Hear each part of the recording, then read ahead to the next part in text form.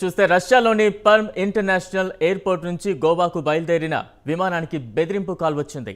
ఈ నేపథ్యంలో Azure air సంస్థకు చెందిన ఆ విమానాన్ని అత్యవసరంగా ఉజ్బెకిస్తాన్కు డైవర్ట్ చేశారు. ఆ విమానంలో 238 మంది ప్రయాణికులు ఉన్నారు. దాంట్లో 2 శిశువులు ఉన్నట్టు తెలుస్తోంది. విమానం సిబ్బంది 7 మంది ఉన్నట్లు అధికార వర్గాలు వెల్లడించాయి.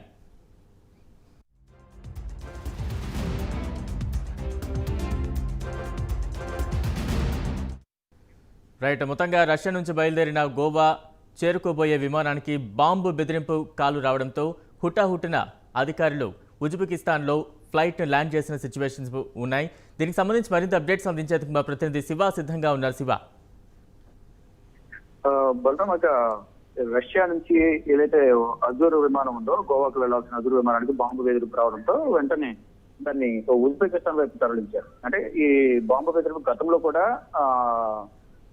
జనవరి 10వ తారీఖున బాంబు బెదిరింపు వచ్చింది. దాని తర్వాత ఇది 2వ బెదిరింపు. అంటే 2 వారాల తర్వాత ఈ రష్యా సేమ్ ఎయిర్లైన్స్ సంబంధించి ఇది 2వ బెదిరింపు రావడం కొంచెం ఆలోచించవలసిన విషయంగా పరిగణిస్తుంది. భద్రతా ప్రమాణాల నేపథ్యంలో ఎవరు బాంబు బెదిరింపులకు పాల్పడుతున్నారు? గతంలో ఫస్ట్ జనవరి 9 వచ్చిన బాంబు బెదిరింపు అది కావాలని చేసిందిగా అధికారులు గుర్తించారు. వారిని అదుపులో తీసుకుని విచారిస్తున్న పరిస్థితి. అయితే మళ్ళా ఇప్పుడు రష్యా నుంచి బయలుదేరిన అజూర్ ఎయిర్లైన్స్ సంబంధించిన ఈ విమానం గోవాకు రావాల్సి ఉంది.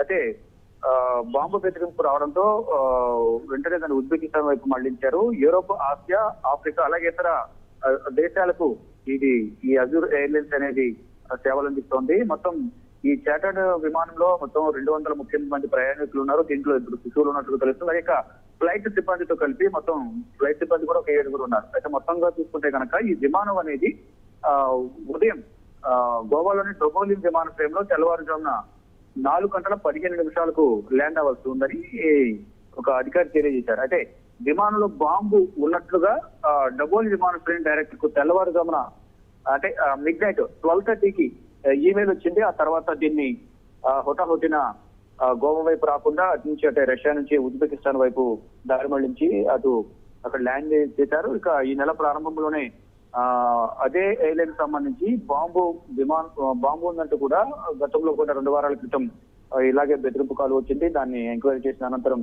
బాంబు ఏమి లేదంటూ కూడా దాన్ని టేక్ ఆఫ్ చేశారు. ఇక మొత్తం దీంట్లో చూసుకుంటే కనుక ఇప్పటి వరకు ఎవరికి ఎటువంటి ప్రమాదం లేదు.